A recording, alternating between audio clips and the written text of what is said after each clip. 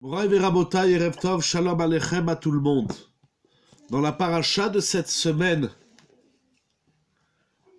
voilà, dans la paracha de cette semaine, il est dit dans Parashat Balak, au Perek Chav Gimel Pasuk Chav Dalet, nous avons dans cette paracha deux hommes mal intentionnés, ennemis du clan Israël, qui ont le projet de nous porter atteinte, et cela par l'idée que Balak a et donne à Bil'am de prononcer des malédictions à l'égard du clan Israël.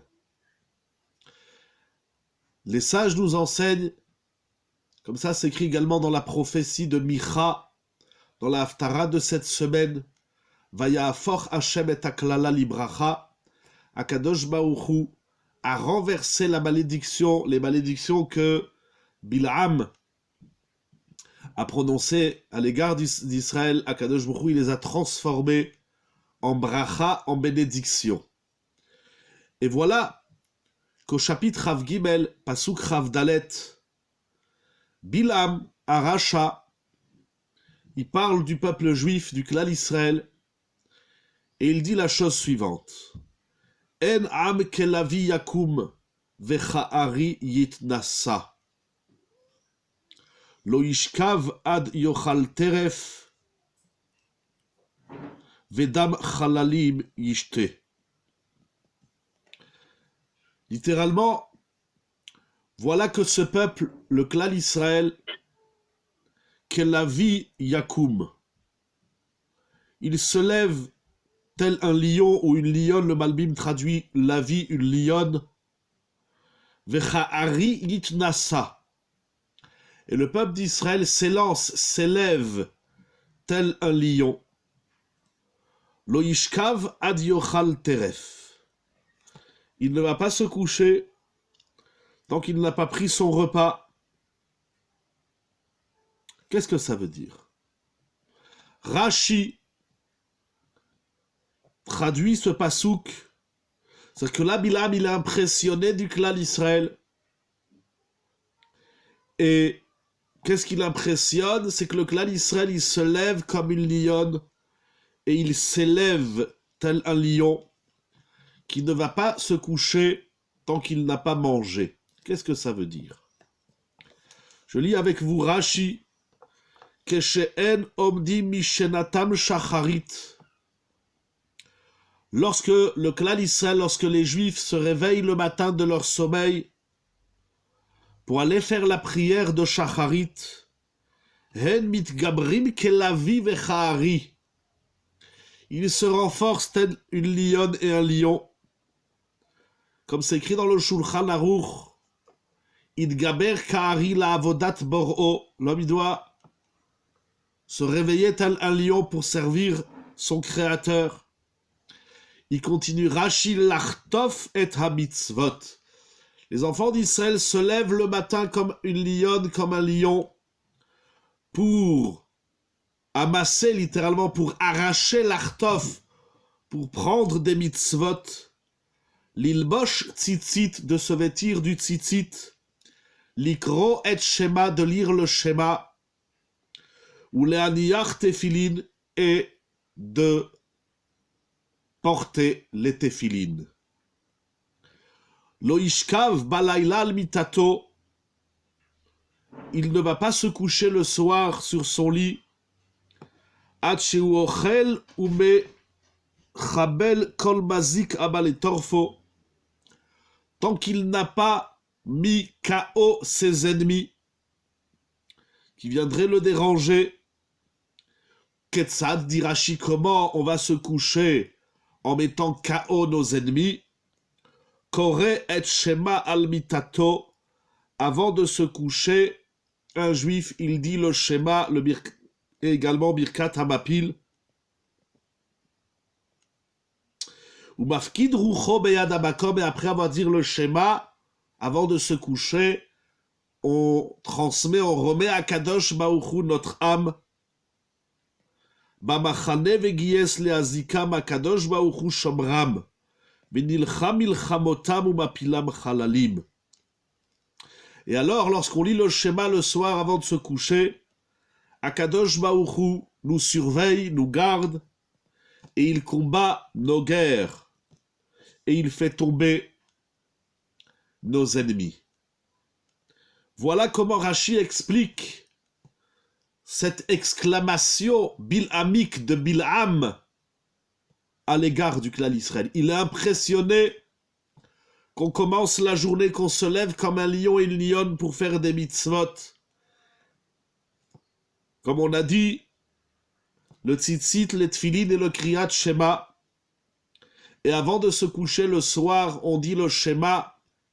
On transmet notre âme à Kadosh Baruch Hu, Akshbru nous surveille, nous protège et combat nos combats. Dans ces mitzvot que Bilham note, est impressionné du clan Israël, il parle du schéma du matin et du schéma du soir. Incroyable, Bilham est impressionné que le clan Israël commence la journée par le kriyat shema, par la lecture du schéma, et termine la journée avant de se coucher par la lecture du schéma. Shema Israël, Adonai Elohenu, Adonai Echad. Comme la Gemara dit dans Masechet Souka, que lorsque l'enfant commence à parler, Aviv Melamdo, le père il doit apprendre à son enfant, dès son plus jeune âge, dès qu'il commence à parler, vers 1 an et demi, 2 ans, il faut apprendre aux enfants le pasouk du Kriyat Shema. Pas seulement parce que le Kriyat Shema, c'est le dernier verset qu'on dit avant de quitter ce monde, mais c'est le premier pasouk qu'on dit lorsqu'on rentre dans le monde des adultes, le monde de la parole. Mais c'est également le pasouk, le verset qui accompagne notre journée, puisque nous nous levons le matin, nous récitons le Shema. Nous allons nous coucher le soir et nous récitons le Shema. La mitzvah de Kriyat Shema, de la lecture du Shema, le matin et le soir, 2 fois par jour, c'est une mitzvah deoraita. C'est un commandement de la Torah. De lire le Shema, c'est le dernier verset qu'on dit lorsqu'on quitte ce monde, mais c'est également le premier verset qu'on dit lorsqu'on rentre dans le monde de la parole, de la conscience et de la neshama, parce qu'un juif, toute sa vie, et pas seulement une première fois lorsqu'il commence à parler, une dernière fois avant de quitter la vie sur cette terre, mais également tous les jours, en se levant et en se couchant, il doit dire le Shema, c'est que notre vie est accompagnée de Kriyat Shema. Qu'est-ce que c'est que la lecture du Shema? La Gemara dans Masechet Brachot nous dit que le Shema c'est Kabbalat Ol Malchut Shamayim. On accepte sur soi le joug, le Ol, le poids de Malchut Shamayim, du règne céleste. La vie du juif est marquée de Malchut Shamayim.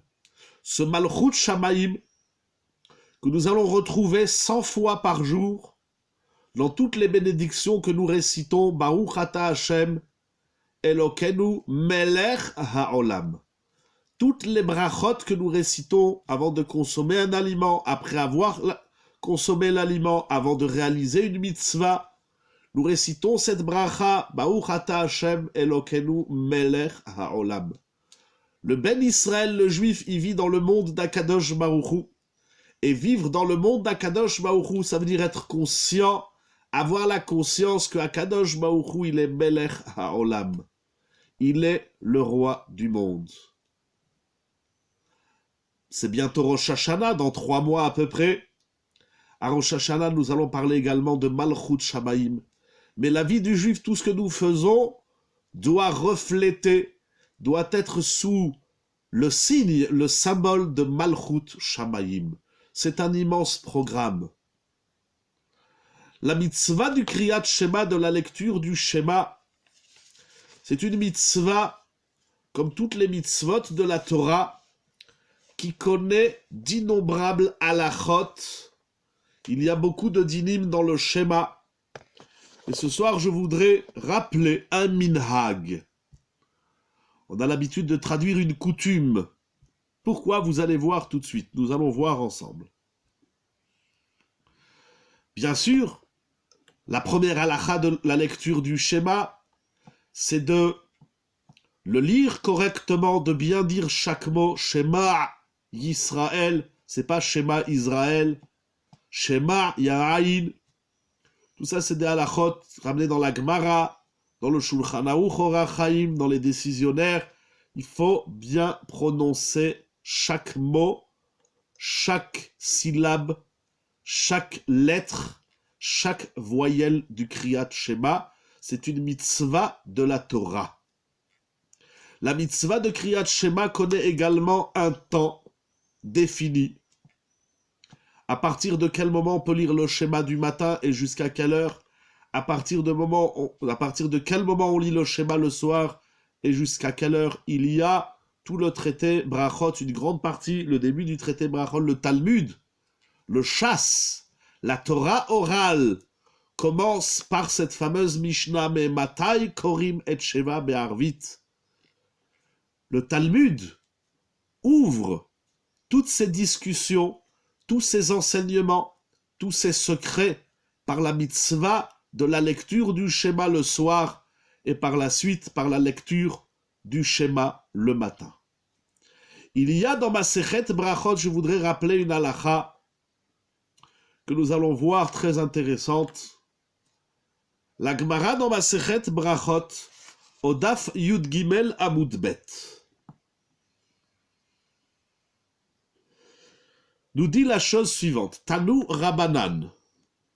C'est vers le milieu de la page. Il y a beaucoup de halachot dans le schéma dans cette page. Les maîtres, les sages ont enseigné. Shema Israël Hashem Elokenu Hashem Echad. Ce verset-là, Shema Israël Hashem Elokenu Hashem Echad. Zokriyat Shemal Shel Rabbi Yehuda Hanassi. C'est la lecture du schéma de Rabbi Yehuda Hanassi. Rabbi Yehuda Hanassi, le prince littéralement, le prince du clan Israël, ce grand maître a marqué l'histoire du peuple juif en écrivant toute la Torah orale dans la Mishnah. Il a compilé les 6 ordres de la Mishnah. Ce maître, ce grand maître, ce géant de la Torah, lorsqu'il faisait le schéma, il disait Shema Israël, comme on a dit Hashem Elokenu, Hashem Echad. La Gemara explique Amarle Rav le Rabbi Chia. Rav a dit à Rabbi Chia Lachazena le Rabbi demkabel ale malchut shamaim. Incroyable. Ça veut dire que Rav et Rabbi Chia sont tous deux les élèves de Rabbi Yehuda Hanassi. Et donc, ils participaient à l'étude du maître tous les matins.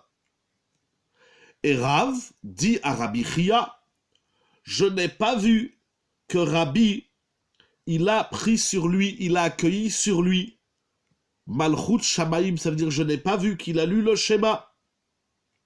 Parce que Rabbi Yehuda Hanassi donnait un chiour tous les matins avant la tfila. Et au milieu de son chiour arrivait l'heure de lire le schéma. Et donc Rav dit à Rabbi Chia, Rabbi Yehuda Hanassi fait le chiour, il explique les enseignements, etc. Mais je n'ai pas vu qu'il dit le schéma. Donc Rav soumet cette question à son ami Rabbi Chia, tous les deux les élèves de Rabbi Yehuda Hanassi. Amarle. Alors Rabbi Chia, il dit à Rav, Bar Pachate, c'est une expression talmudique pour dire toi tu es un grand, fils de grand. Besha'a shema'avir yadav al panav ou mekabel alav ol malchut shamaim. N'as-tu pas remarqué que Rabbi Yehuda Hanassi, au moment, à l'heure du schéma, vous pouvez voir dans les calendriers, aujourd'hui il y a même des applications sur les téléphones qui nous indiquent l'heure du schéma.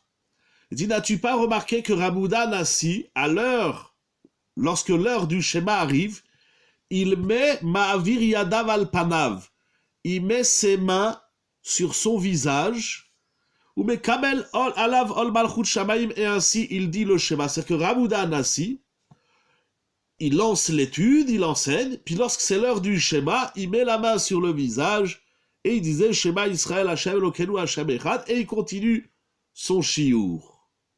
Il y a beaucoup d'halachot à tirer de cette Gemara, mais on va s'arrêter sur un point.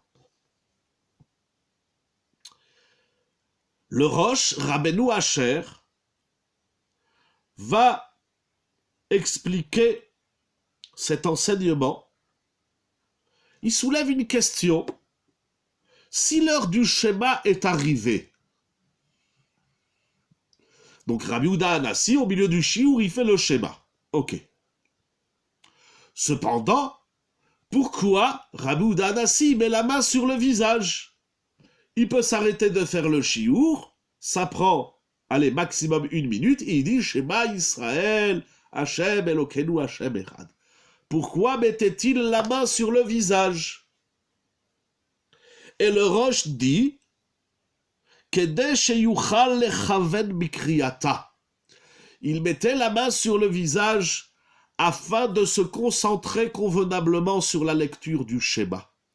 Donc c'est écrit dans la Gemara que Rabbi Yehuda Hanassi, lorsqu'il fait le schéma, il met la main sur le visage pour pouvoir se concentrer, pour ne pas être dérangé, pour ne pas que son esprit s'éparpille, pour se concentrer sur le schéma, il met la main sur les yeux.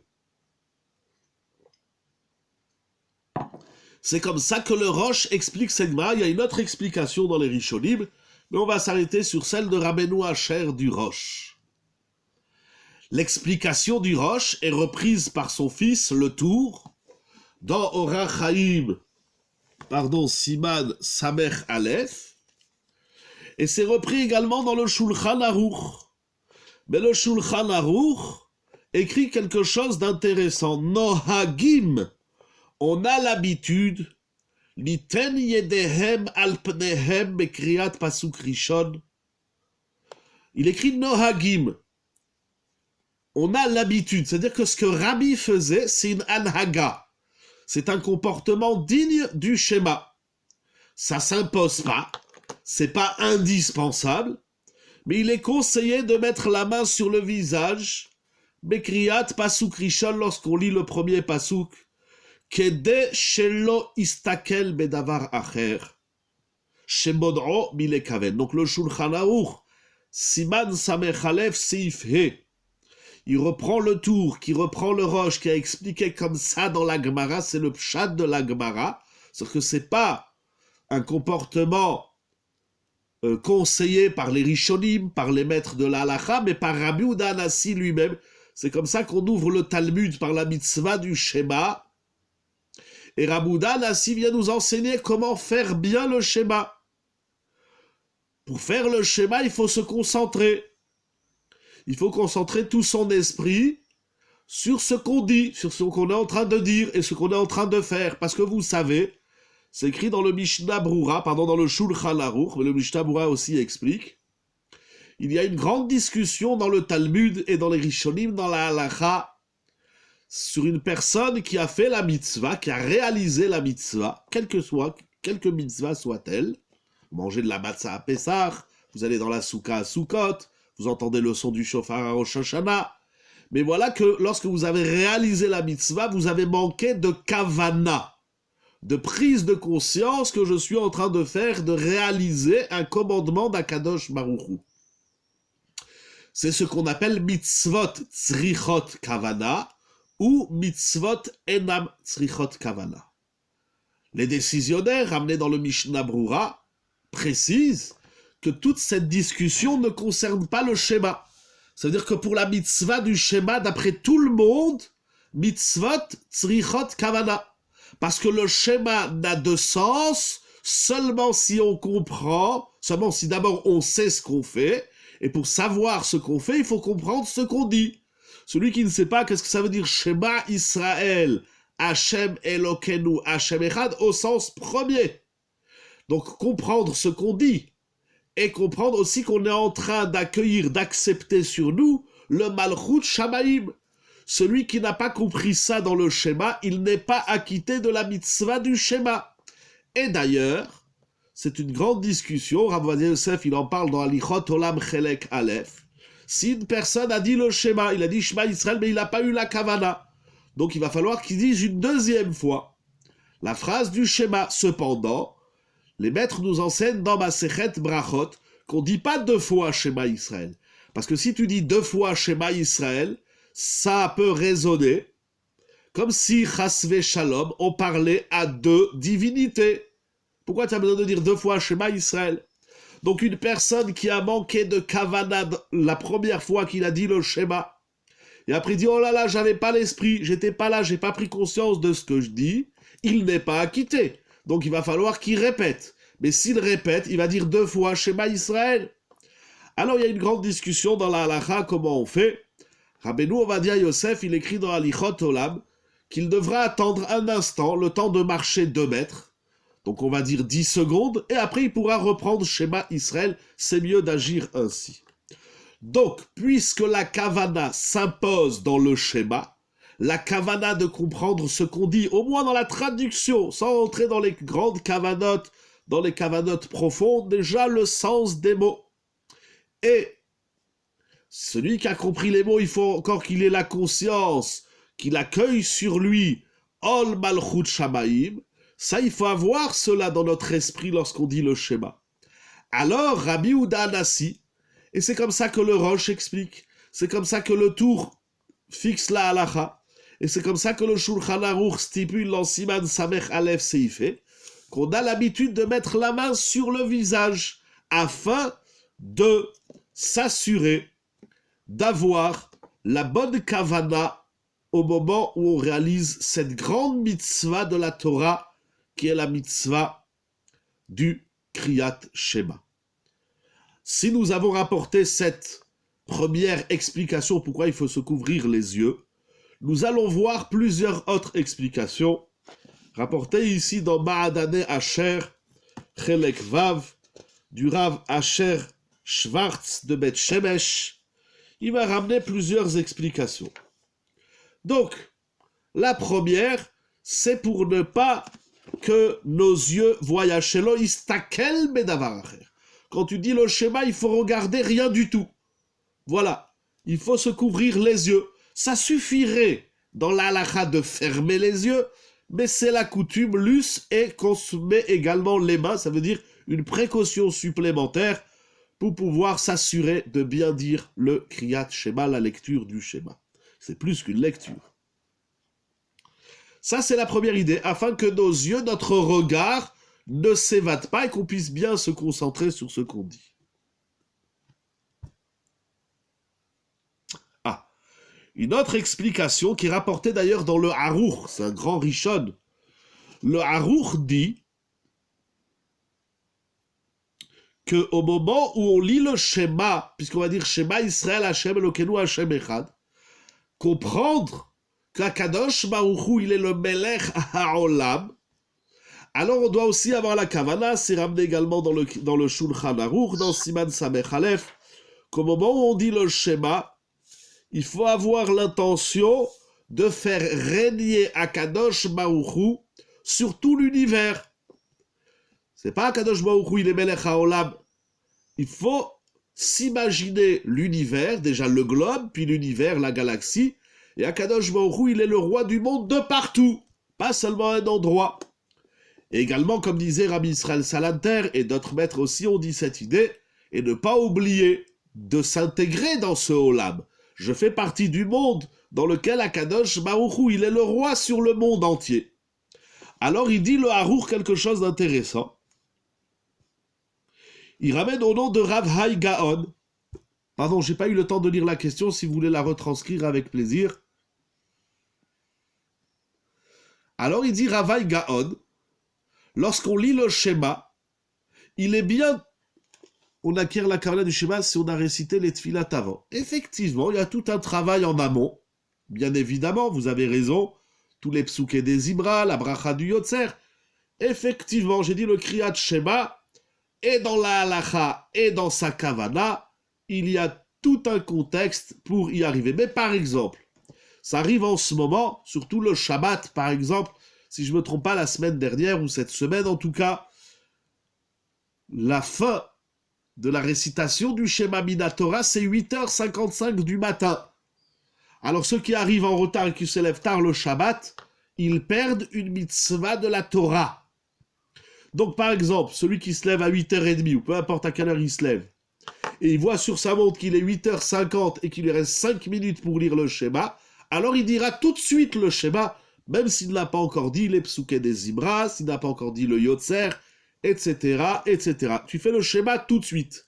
Et ensuite, il reprend la Tfila, depuis le début, et il relira le schéma dans l'ordre de la tfila.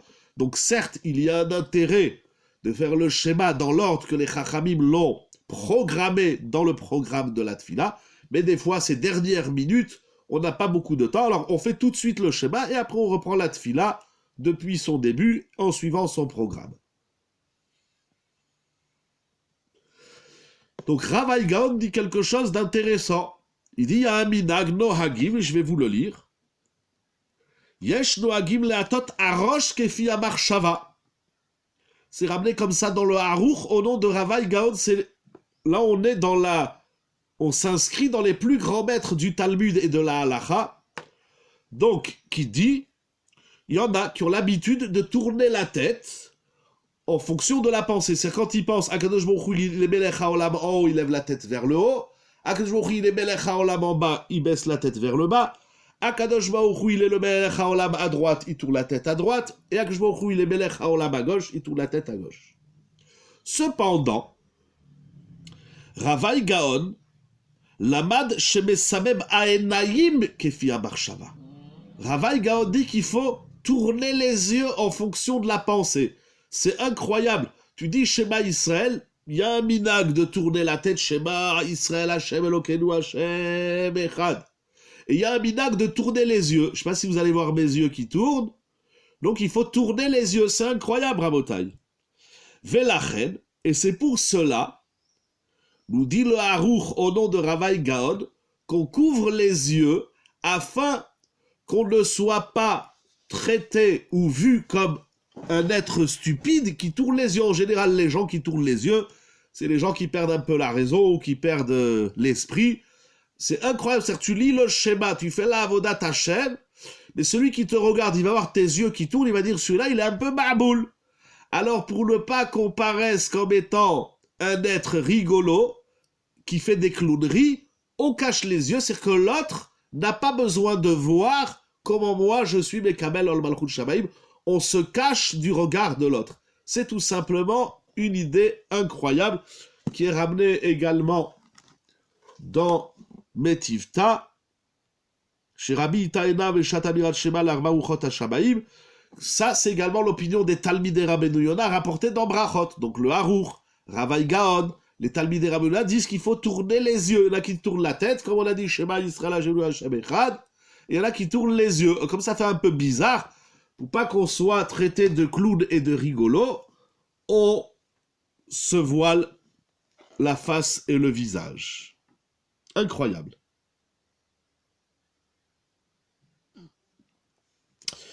Il y a d'autres explications qui sont un petit peu plus profondes, mais je ne suis pas du tout au niveau de le dire, ça me dépasse. Mais, en fouillant un peu à droite, à gauche, j'ai trouvé quelque chose de très intéressant. J'ai oublié le nom du Rav qui rapporte ce Kliyakar, mais il y a un Kliyakar exceptionnel dans la paracha de cette semaine. Regardons le chapitre 24, au Pasuk Aleph. On va lire quelques versets dans la paracha. Donc on a dit le premier verset, il est Perek Rav Dalet Pasuk Gimel, donc nous l'avons lu. Pardon, ça c'était le Pasuk. Non, c'était le Pasuk Rav Gimel, Rav Dalet, 23, chapitre 23, verset 24, où Bil'am a déjà parlé du schéma. Mais regardez, dit le Kliyakar, il y a un autre Pasuk. Au chapitre 24, Vayar Bil'am, et Bilam a vu qu'il était bon aux yeux d'Hachem de bénir le clan Israël. Donc il a déjà eu l'occasion, il voulait maudire, puis finalement au lieu de maudire, il bénit. Alors, il n'alla pas comme toutes les autres fois vers des divinations, mais il dirigea son visage vers le désert.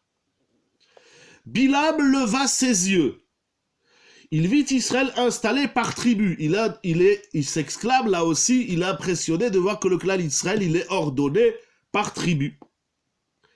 Et l'Esprit de Dieu fut sur lui, comment c'est écrit, Vatehi alav ruach Elokim. Alors Akadosh Baruch Hu, il va donner à Bilham la nevoua, la prophétie. Il déclama sa parabole et dit, Vaïsame shalom vayomar. Nous sommes au chapitre 24, verset 3. Parole de Bilham, fils de Béor. Parole de l'homme à l'œil ouvert. Bilham, il ouvre les yeux. Regardez bien le pasouk Gimel et Dalet. Parole de celui qui entend le discours de Dieu, qui perçoit la vision de Shakai, tandis qu'il tombe les yeux ouverts. Qu'est-ce qu'il nous raconte ici, Bilham? Il ouvre les yeux, il voit, il a les yeux ouverts. Qu'est-ce qu'il raconte ici? Bilham benoun agever shetum, j'ai mal lu, pardon, pas setum, shetum ha'ayin, qui voit bien. Bilham, il dit, moi je suis un homme qui voit bien. Qu'est-ce que ça veut dire voir bien? Pardon, je cherche Rashi. Il dit, Rashi, si tu vois bien, alors pourquoi tu parles d'un œil? Shetum ha'ayin, il a un bon œil. Même si la Mishnah dans Pirkei Avot nous dit Aïn Ra'a, le mauvais œil, c'était le regard de Bilham. Rashi soulève la question. Il aurait dû dire Shetum Enayim. Au pluriel, il voit bien avec ses yeux. Pourquoi il dit il voit bien d'un œil? Il dit Rashi quelque chose d'incroyable. Enon ekura ubutset lachutz vechor shela nire patuach. Bilham était borgne, il ne voyait que d'un seul œil. Pourquoi? Je vous laisse regarder Rashi qui va expliquer pourquoi Bilham ne voyait que d'un œil. Donc Bilham dit, moi, qui ne vois que d'un œil, je perçois bien la parole d'Hachem. Quel est le rapport entre voir avec les yeux et percevoir la parole d'Hachem? Qu'est-ce qu'il nous raconte ici? Bilham, l'impie, Bilham Aracha. Il dit le Kli Yakar quelque chose d'extraordinaire. Il faut juste que je retrouve le livre. Pardon, il est là. Je vais l'étudier avec vous parce qu'il est vraiment fondamental. Il dit, le Kli Yakar, Kol suma nikra belashon rabotenu zimchonam livracha sage nehor. Il y a une expression de la Gemara talmudique. Lorsqu'on parle d'un aveugle dans le Talmud, on ne dit pas un aveugle ou une personne malvoyante ou atteinte de cécité. On dit sage nehor.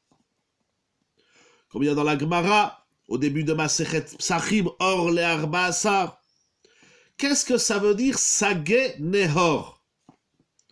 Il y a des chachamim qui étaient non-voyants dans le Talmud, on les appelait sage nehor. Littéralement, sage nehor, ça veut dire qu'il voit mieux que tout le monde. Sage, beaucoup, ça veut dire beaucoup, grand. Grande quantité, nehor, de lumière. C'est avec un he, mais ça veut dire d'éclat, de rayonnement. Donc l'aveugle, on l'appelle celui qui voit mieux, qui voit plus bien, voilà, qui voit bien. Il a beaucoup de lumière. Pourquoi l'aveugle, on l'appelle Sagenehor? Il dit le Kli Yakar quelque chose d'extraordinaire. Les filles, c'est parce que She'areya halevavit ou stam reyat enaim makrishim zeetze. Littéralement, la vue du cœur, la vue de l'esprit et la vue des yeux s'opposent, se démentent. Ça veut dire, Ubeitrazek echad mehem Yechelash Hasheni. Il est pourtant privé des mitzvot? Pas du tout. L'aveugle n'est pas privé de mitzvot, c'est une discussion dans le Talmud. Mais la conclusion, c'est que l'aveugle, il est tenu de faire toutes les mitzvot de la Torah. L'aveugle n'est pas dispensé des mitzvot. Et donc, nous dit le Kli Yakar, lorsque la vue de l'esprit du cœur, littéralement l'évavite, c'est-à-dire la vue profonde des choses, s'oppose à la vue des yeux. C'est-à-dire que ce que tu vois avec les yeux va abîmer ta façon profonde de voir les choses. Et ce que tu vois de l'intérieur empêche tes yeux de les voir de l'extérieur. Et lorsque l'une de ces deux vues se renforce, automatiquement l'autre s'affaiblit. C'est pour cela, nous dit le Kli Yakar, Hareya asichlit, la vue de l'esprit, il a commencé par l'évavite, ensuite il dit sechlit, c'est-à-dire la vue de l'esprit, quand tu perçois quelque chose dans ton esprit, quand tu le vois dans ton esprit, hapnimit, asichlit hapnimit, la vision intellectuelle et profonde des choses, gedola etzel asumim, elle est plus grande chez celui qui ne voit pas avec ses yeux organiques. Kilo yatridem hareut agashmi, parce que l'aveugle n'est pas dérangé par la vue organique, physique, alors la vue intellectuelle, la vue du cœur, la vue profonde des choses est plus forte chez celui qui ne voit pas avec ses yeux. D'ailleurs, lorsqu'on veut bien percevoir quelque chose, lorsqu'on veut bien le comprendre, on veut le voir dans son intimité profonde, on ferme les yeux. Même lorsqu'on veut se rappeler de quelque chose, on dit attends, on ferme les yeux et on cherche dans sa mémoire. Parce que la vue organique dérange la vue de l'esprit, nous dit le Kli Yakar. Et il dit, donc c'est ça qu'il dit Bilham, il dit puisqu'il ne voit que d'un œil, donc sa vue organique est limitée, est amputée, alors il dit, alors je peux percevoir la parole, la Kadosh Baruch Hu. C'est incroyable ce qui est écrit ici. Si tu veux voir, si tu veux penser le monde, si tu veux penser la parole, la Kadosh Baruch Hu, en vertu de ce que tes yeux organiques voient, tu ne pourras pas. C'est tronqué, c'est abîmé, c'est pas réel. La vue est trompeuse. La vue est mensongère. C'est incroyable ce qui est écrit ici.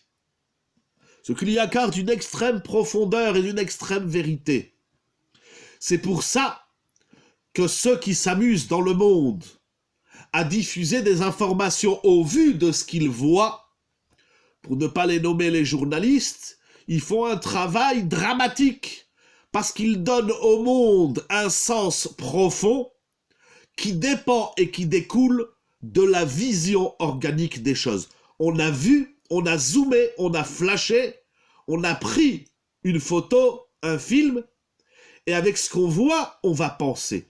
Le juif ne pense pas ce qu'il voit, mais il voit ce qu'il pense. D'abord je pense et après je regarde. Et c'est ça qu'elle nous dit la Mishnah dans Pirkei Avot que Bilham il est Aïn Ra. C'est l'interprétation de ce que l'on voit qui peut être trompeur. Parce qu'il ne faut pas voir avant d'avoir interprété. Si tu as vu, tu ne peux plus interpréter. D'abord, on conçoit l'idée, on perçoit l'idée dans son esprit, et ensuite, on voit. Les yeux doivent suivre la pensée, et non pas la pensée qui doit suivre les yeux. On voit ce qu'on pense, mais on ne pense pas ce qu'on voit. Si je vois et ensuite je pense, alors ma pensée, elle est tronquée, elle est abîmée. Elle est erronée, elle est mensongère. Et il continue, le Kli Yakar. Vechen yesh noagim. C'est pour cela qu'il y en a qui ont l'habitude. Les ha'atzim enehem be'et koram shema Israël. De fermer les yeux au moment où ils lisent le Shema, kedé le chazek akavana halevavit, afin de renforcer cette pensée du cœur, de l'esprit, de la profondeur des choses.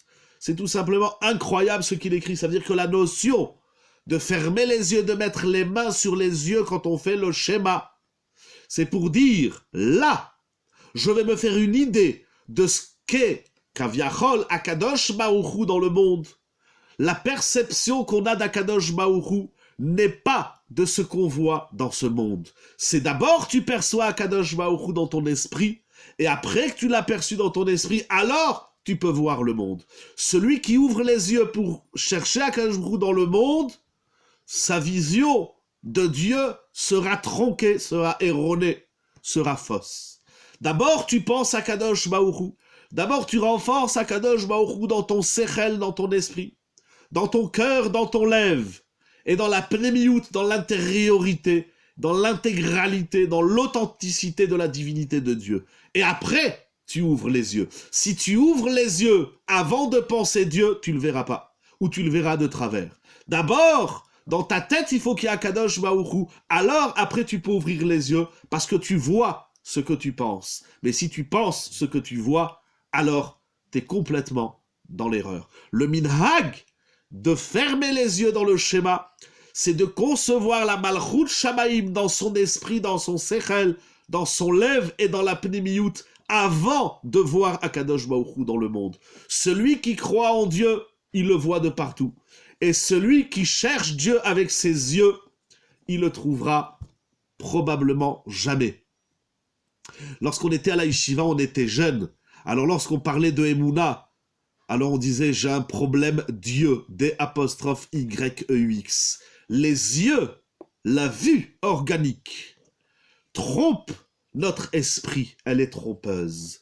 Il faut faire très attention de ne pas se laisser biaiser par la vue de nos yeux, mais il faut soumettre nos yeux à notre esprit. C'est tout simplement un travail qui est magnifique. Dans toute la vie, ça touche le Lachon Hara, ça touche la Emouna, ça touche beaucoup de domaines dans la vie. Tout le Yetzer Hara, c'est la vue. Aïnaïm roim ve'alev chomed. Si tes yeux sont les premiers à s'ouvrir le matin, c'est bien, Baruch Hashem, c'est que tout va bien.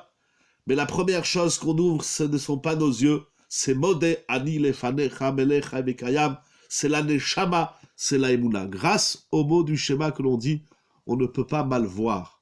Mais pour les dire bien, il faut s'arrêter de voir. Et après qu'on a bien conçu la Emouna, le Yichud Hashem, l'unicité de Dieu dans le monde, Melech HaOlam, c'est pour ça qu'il y en a qui tournent les yeux pour bien dire, ah, attention, des fois, en français, il y a d'ailleurs une expression qui dit, il faut tourner sa langue 7 fois, je ne sais pas pourquoi 7 avant de dire un mot, mais un juif, il tourne ses yeux au moins 4 fois avant de les ouvrir.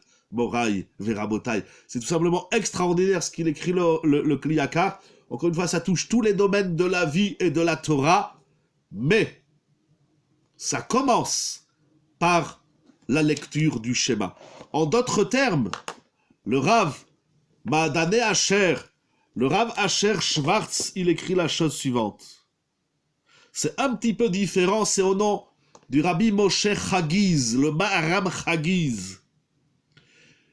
Il dit pourquoi il faut couvrir ses yeux. L'Eda, c'est pour savoir, les Amin, que nous devons avoir confiance en Akadosh Baruch Hu. Af bema she'en enav ro'ot. La Emouna, elle va au-delà des yeux. Il faut être croyant même dans ce que nous ne voyons pas.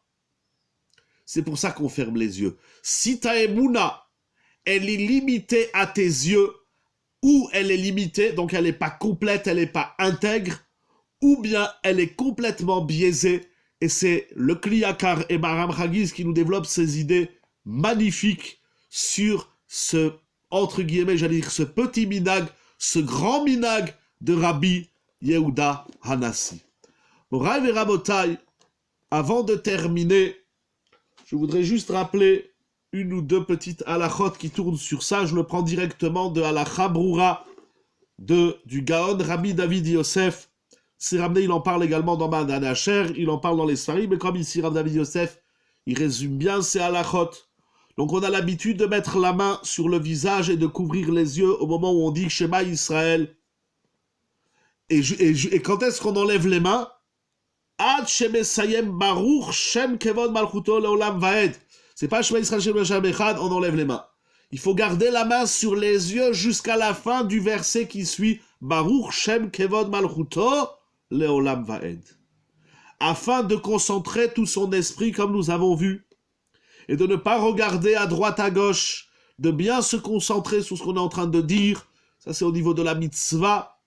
De ne pas passer pour un rigolo. Parce que quand on se donne, quand on s'élance pour Akadosh Baruch Hu, il y en a qui se tuent au nom de Dieu. Il y en a qui tuent les autres au nom de Dieu. Nous, lorsqu'on se donne à Kadosh Baruch Hu, on ferme les yeux, on regarde plus le monde et on dit à Shprout, c'est le maître du monde. Et ensuite, on ouvre les yeux pour guider notre vue au vu de notre pensée. Il est important de mettre la main droite précisément. Ça, c'est ramené également dans le Mishnah Brura et dans le Kaf HaChaim, le Ben Ishraï, Ve'od, tous les poskim que ramène ici, le Harizal, Rabbi Chaim Vital, le Eliyahu Rabbah. Il faut mettre la main droite, et alors là, intéressant, ve'af ha'itar, et même le gaucher, il doit mettre sa main droite, c'est-à-dire la même main que tout le monde, la droite de tout le monde sur ses yeux. De même, c'est écrit dans l'halakha que celui qui porte des lunettes, il n'a pas besoin de les enlever au moment où il dit le schéma. Comme ça, il dit le Gaon Rav Zilber dans son livre Aznid Berou. Il dit même que si on enlève les lunettes et on met les mains sur les yeux, après on remet les lunettes, ça peut même perturber la kavana. Donc on n'a pas besoin d'enlever les lunettes, on met les mains sur les lunettes et on dit le schéma Bekavana. Certains ont l'habitude le matin, comme ça il dit le Ben Ishraï, de se couvrir le visage avec le talit pour avoir plus de concentration, pour pouvoir, comme ça le Maharal également explique, pourquoi on met le talit sur la tête. C'est pas pour faire le beau. D'ailleurs, celui qui plus il le descend, plus il sera concentré. On s'enveloppe dans le talit pour dire Shema Yisrael comme si on s'évadait un court instant du monde pour prendre conscience qu'au-dessus du monde, il y a Akadosh Baruch Hu. Moraï et Rabotai, pour terminer la saison avec cette, entre guillemets, ce minag, cette petite halakha qui nous vient de Rabbi Yehuda Hanassi, du Kriyat Shema, je voudrais rappeler une halakha très importante. Une Gemara, pardon, un enseignement de la Gemara, mais je vérifie si j'ai dit tout ce que j'avais prévu au moins de dire. La Gemara, dans ma Sechet Shabbat, Daf Kuf Yutet Amud Bet, elle ramène différents enseignements, à peu près une dizaine, si je ne me trompe pas, j'ai pas eu le temps de le recompter. Mais vous savez que ce dimanche qui arrive, 27 juin, c'est le jeûne du 17 Tammuz. Durant le jeûne du 17 Tammuz, il s'est passé plein de choses dans le clan d'Israël. Le 17 Tammuz a d'abord été marqué par la cassure des tables de la loi, la brisure Moshe Rabbeinu. Lorsqu'il descend du Har Sinaï, il constate l'improbable. Il voit que les enfants d'Israël au mont du Sinaï commettent une faute gravissime qui s'appelle la faute du Vaudor, le Egel Hazahav. Alors Moshe Rabbeinu, il prend les tables, les Luchot Abrit, les tables de l'Alliance, c'est plus que des tables de la loi, les Luchot Abrit, il les jette par terre, Vayashlech Otam Yadav, et il les brise. Quelque chose d'incroyable. Le 17 Tammuz. Dans l'histoire, il va se produire Beit Rishon, Beit Sheni, il va se produire plusieurs événements, notamment l'annulation du sacrifice quotidien tous les jours, du matin Korban Tamid et de l'après-midi. Il va se produire également qu'ils vont introduire dans le sanctuaire un tselem, une idole, la Avodah Zara, Moraï et Rabotai, on ne peut même pas imaginer comment le clan israélien en est arrivé là. Et les Goïms, comment ils ont détruit le Beth Amikdash, ils ont introduit la Avodah Zara dans le temple. Apostomos, Saraf et Torah. Il y avait un homme, un empereur qui s'appelait Apostomos. Il a brûlé la Torah, Yayaï, Nora Ve'ayom, Moraï Ve'rabotai. On doit se renforcer dans la Torah pour retrouver toute sa lumière et sa splendeur. Sa saveur et ses secrets, Moraï Ve'rabotai. La Torah est si belle. Et enfin, le Talmud nous enseigne que le 17 Tammuz va commencer l'assiègement de la ville de Yerushalayim Irakodesh. Yerushalayim, la ville sainte, la ville où les yeux du monde sont tournés vers elle. Comment on peut faire des manifestations dramatiques qui vont à l'encontre de la Torah, le Chilul Shabbat, sans nommer tout ce qui se passe à Yerushalayim Irakodesh, Yiratson, qu'on retrouve la lumière de la Torah qui mitzion, Tetse Torah Udvar Hashem, Mirushalayim. Yerushalayim, c'est le microphone d'Akadosh Baruch Hu. Udvar Hashem Mirushalayim. Yerushalayim, c'est de là où Akadosh Baruch Hu, il nous parle.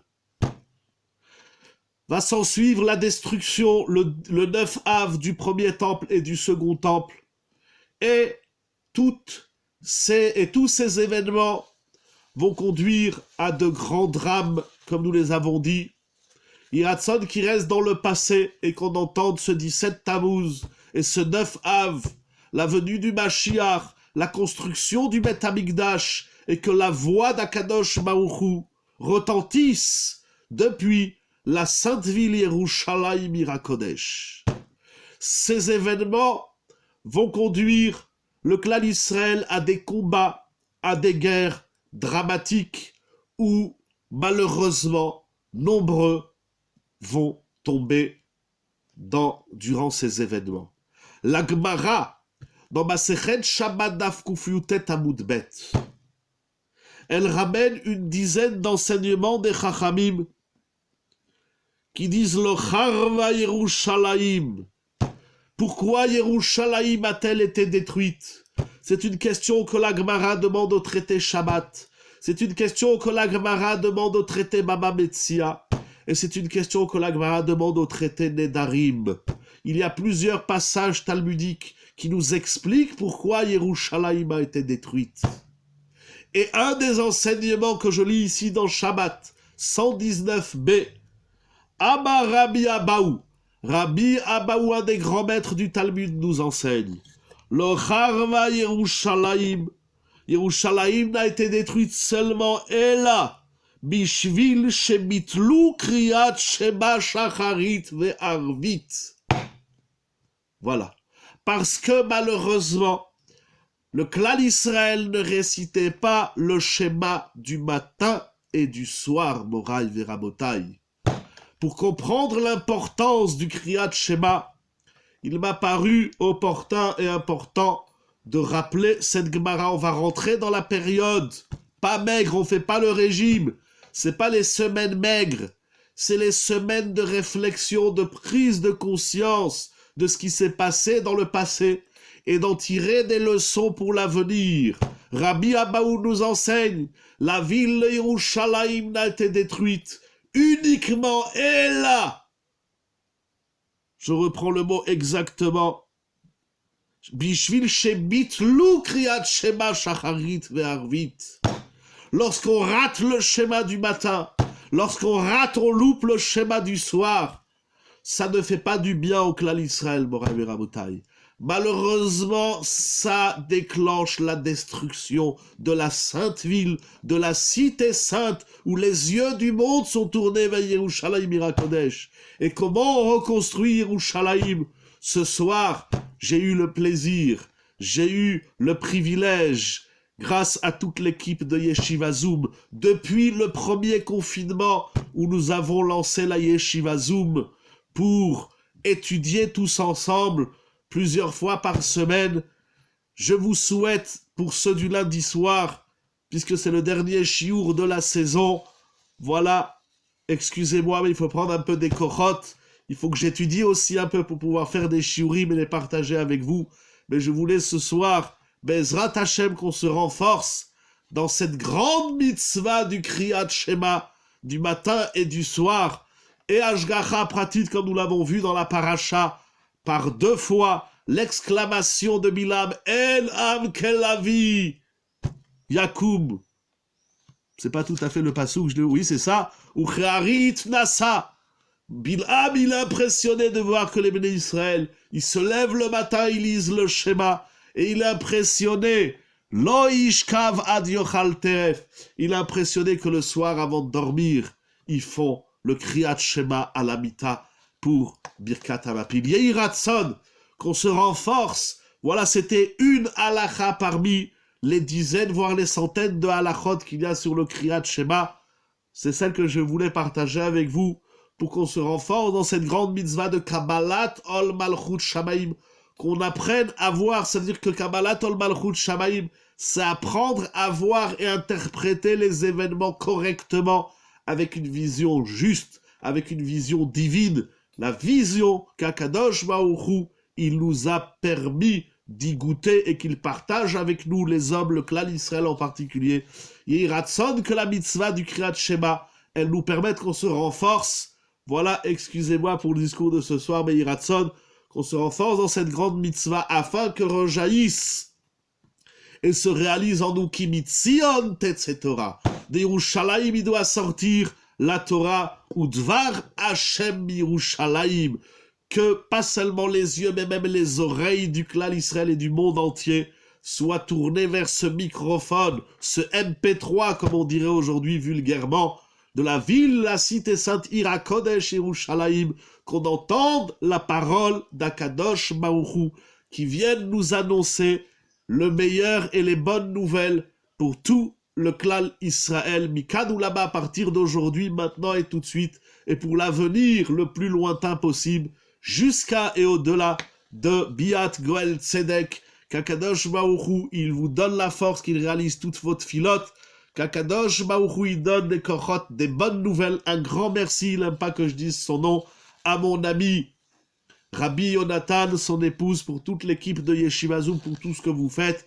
Qu'Akadosh Baruch Hu vous donne beaucoup, immensément de brachot, ainsi qu'à tous les participants et les participantes. Si vous n'avez pas encore dit le schéma ce soir, ce qui m'étonnerait que vous l'ayez déjà dit, parce qu'il est encore un peu tôt, je ne sais pas où vous êtes, si vous êtes à Honolulu, si vous êtes en Russie, si vous êtes en Espagne, si vous êtes là où vous êtes, en tout cas le Zman du Kriyat Shema, je crois qu'on y est bientôt, encore quelques minutes pour faire le Kriyat Shema à la tombée de la nuit, ou sinon, le Kriyat Shema à la Mita avant de dormir, qu'on se renforce pleinement dans la Emouna, dans la foi, dans le Yichud Hashem, pour ne connaître que des bonnes nouvelles, des océans, des brachot, des cascades de bénédictions, l'Anou, ou le Chol Israël, pour la gloire d'Akadosh Baruch Hu, Yeshiva Zoom, Toda Rabba, et passez Shavua Tov, une bonne semaine, que des bonnes nouvelles pour nous et vous tous.